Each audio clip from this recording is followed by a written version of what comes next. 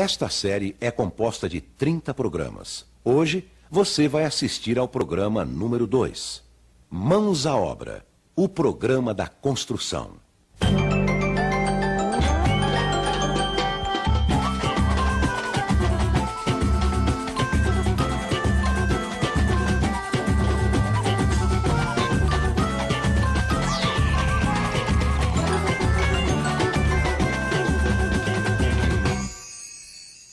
No programa anterior conhecemos Pedro e Leila, um casal que construiu sua própria casa, como fazem muitas pessoas hoje e são chamadas de autoconstrutores.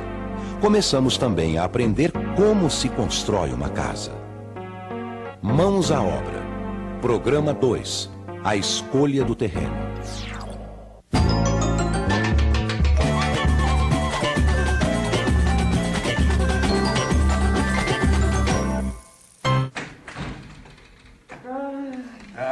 Como foi rápido fazer as compras da semana, né, meu amor? E nem deu pra cansar. E o que é melhor, ainda é cedo e a gente já resolveu esse problema. Viu só como eu tinha razão, Pedro, quando eu falei que a gente precisava morar perto do supermercado e da feira?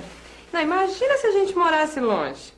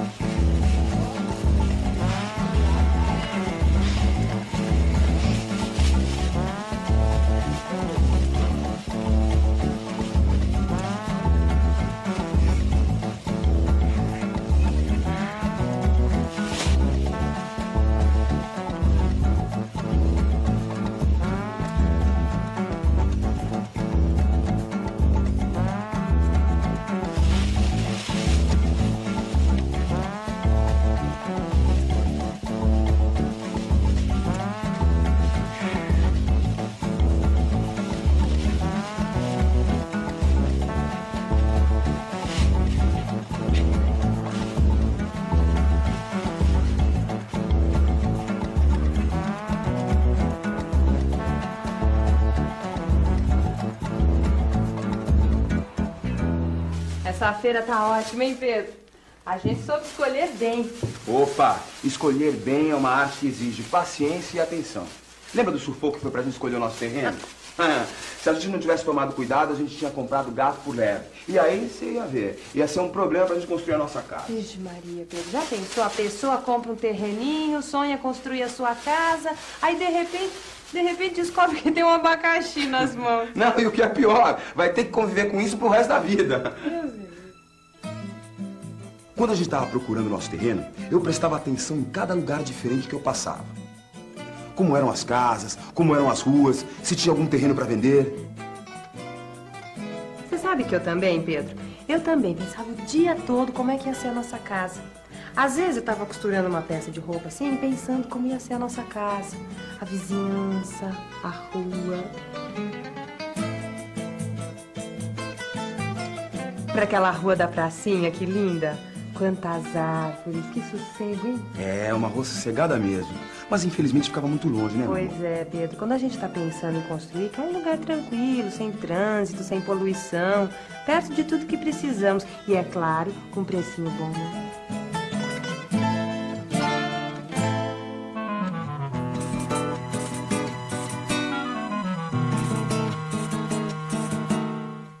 Mas como isso é difícil, né, Pedro? O jeito é escolher o melhor lugar de acordo com as necessidades da família. O primeiro passo é pensar na distância entre o terreno e os lugares que precisamos ir. A escola, o trabalho, o comércio, casa de amigos mais chegados. Pedro, falando em distância, me passa um copo d'água que eu tô com sede. Ô, meu amor, claro, é pra já. Ainda bem que a nossa casa é perto do meu trabalho, dá pra ir a pé. Já pensou? Eu, na minha profissão, ter que pegar um ônibus, às vezes 2 ônibus, ir até a garagem, pegar mais um ônibus, passar o dia inteiro dirigindo. Pô, já pensou? Ia ser muito ônibus pra minha cabeça. Pra mim tudo bem, né? Porque minhas freguesas moram tudo longe, mas eu tenho condução fácil aqui perto de casa. Eu pego um ônibus no final, vou lendo uma revistinha, quando eu olho assim, pronto, já cheguei.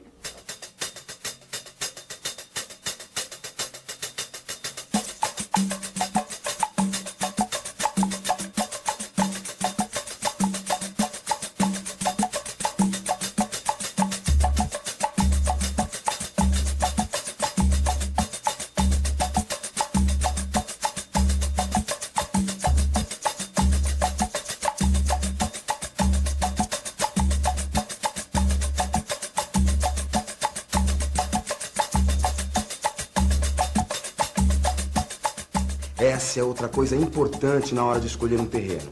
A facilidade de condução. Ver se tem ônibus, trem ou metrô perto.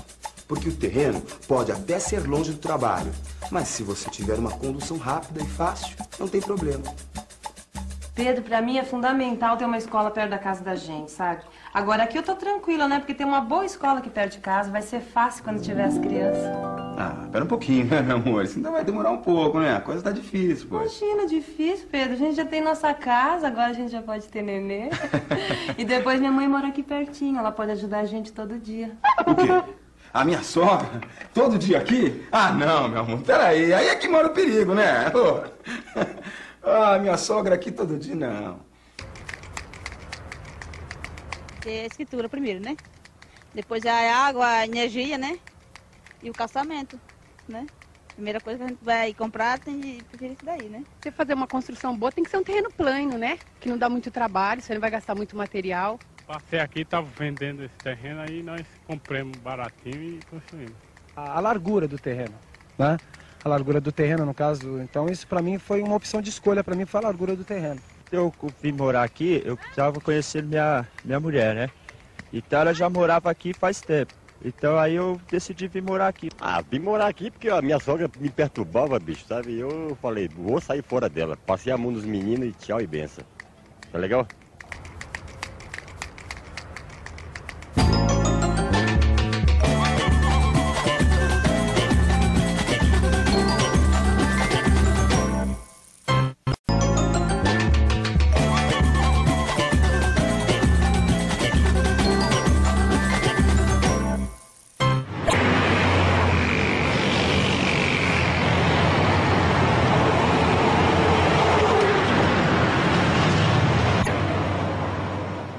Outra coisa importante é evitar uma rua muito movimentada, porque aí vai ter trânsito, barulho, poluição dos carros e caminhões, além do perigo para as crianças.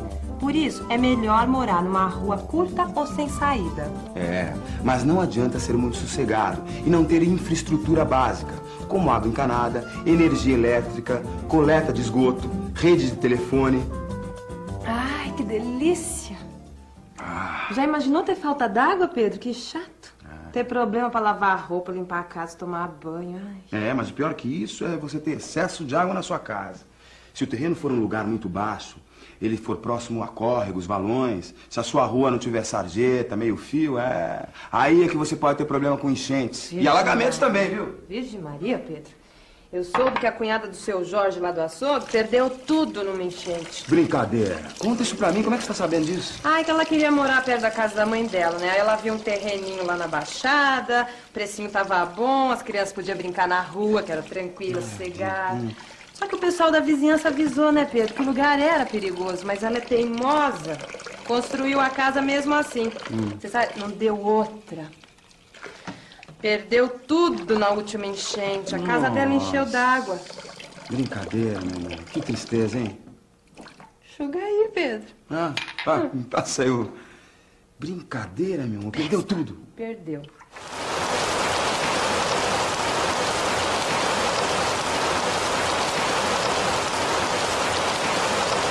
O problema é que a água da chuva corre dos telhados para o piso das casas e daí para a rua.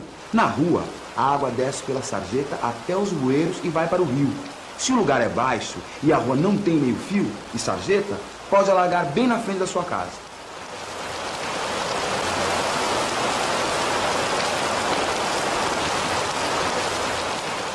Por isso é bom conversar com a vizinhança para saber dos problemas, viu? Lembra que eu perguntei um monte de coisa para dona Diva antes da gente comprar o terreno? Falando de dinheiro, meu amor, você sabe que eu não acreditei que a gente fosse conseguir pagar o terreno e construir a nossa casa. Era caro. Mas na hora que eu cheguei pro dono do terreno, fiz a proposta de pagamento e ele topou, eu vi que nosso sonho estava se tornando realidade.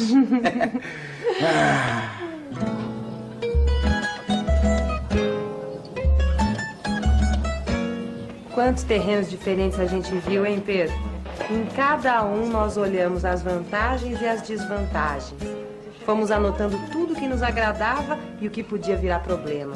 Comparamos o preço e as condições de pagamento. E claro, se o terreno estava regularizado na prefeitura e se tinha escritura.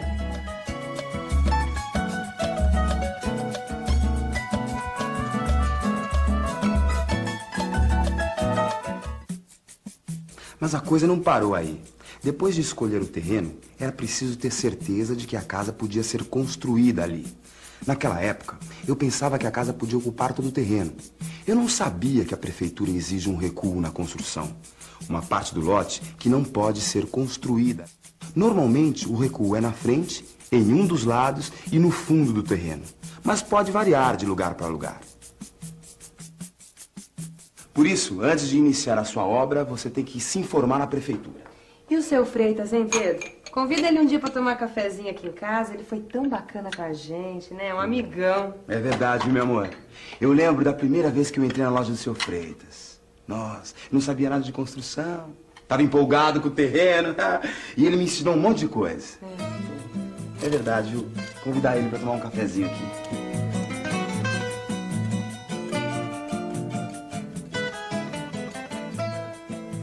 Antes de comprar o lote, é preciso pensar se o terreno é adequado às necessidades da casa que você precisa construir. Conforme o tipo de terreno, ele pode dificultar o projeto e encarecer muito a obra. Como assim? Por exemplo, é preciso verificar a inclinação ou caimento do terreno. Quando o fundo é mais alto que a frente, facilita a retirada das águas da chuva e do esgoto. Se o caimento do terreno for na proporção de até 1 metro de desnível a cada 10 metros de comprimento, não há muito problema. E se o caimento for maior que 1 metro de profundidade a cada 10 metros de comprimento? Acima disso, a obra pode ficar muito cara. O senhor falou aí em caimento de trás para frente. E se for ao contrário, de frente para trás? Aí é o seguinte. Quando o fundo é mais baixo que a frente, poderemos ter problema com a retirada das águas da chuva e do esgoto. Se a proporção for de 1 metro de profundidade a cada 10 metros de comprimento, é melhor evitar o terreno, pois vai complicar a obra. E se a inclinação for lateral? Se não for grande, pode ser resolvida com um aterro ou retirada de terra. Você retira a terra do lado mais alto, coloca no lado mais baixo. Claro, assim eu não preciso comprar terra. Outra coisa importante é ver se as casas da vizinhança têm trincas nas paredes. Isso pode indicar se o terreno é duro ou mole e se vai ser preciso gastar mais dinheiro para fazer as fundações. Você conhece um trado? Trado? Não, não conheço. Eu conheço estrado. Não tem nada a ver uma coisa com a outra. Espera aí que eu vou te mostrar. Pronto, isso aqui é um trado. Ele serve para fazer buracos no solo.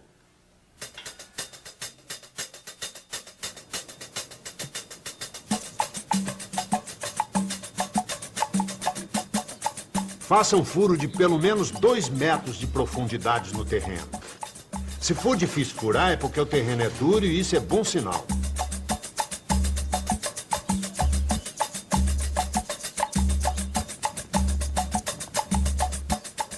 Se estiver muito mole ou você encontrar água, anote a profundidade, porque vai te ajudar a definir o tipo de fundação necessária e quanto vai custar.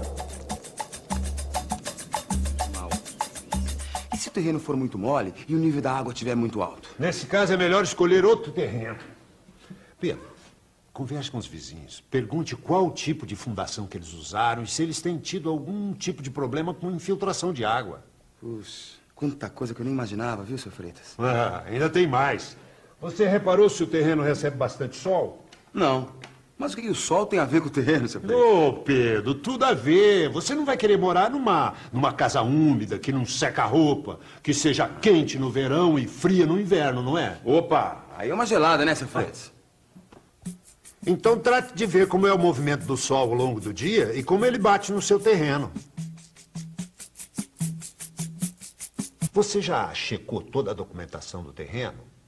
O registro de imóveis do vendedor, a escritura, o compromisso de compra e venda?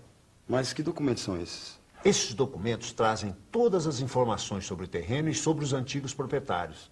Assim você poderá ter certeza sobre a situação do terreno, se há dívidas ou não, se o vendedor é mesmo o proprietário. Olha, se você tiver dúvida, procure esse meu amigo. Ele é um escrivão de cartório de imóveis e poderá ajudar a resolver qualquer problema.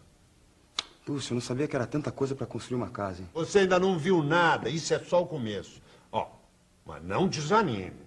Você quer construir sua casa, uma bela casa, não quer? Opa. Então, arregace as mangas, bom trabalho e boa sorte!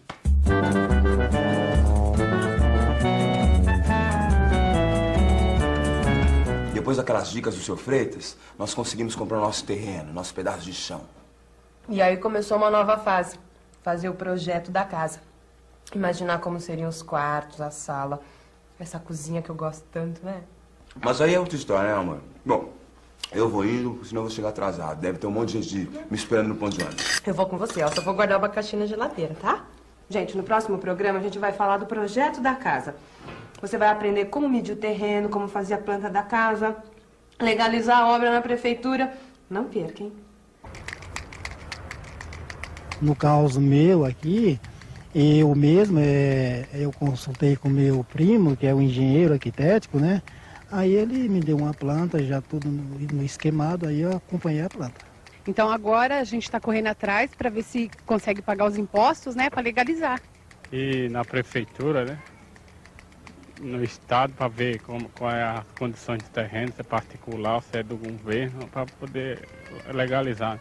Aí nós só conferimos 5 na frente e 15 na lateral. Dá a sensação assim de ter uma moradia, de ter um teto, né? De não ser um descamisado, né? Ou de não ser um cara assim, sem... de não ser um mendigo, de não ser um inquilino de Deus, né? Chamado. Sabe quem é inquilino de Deus? Aquele cara que mora na rua lá e tal. Ele é um cidadão, só que ele não é um cidadão sem casa. Hoje em dia eu sou um cidadão com casa.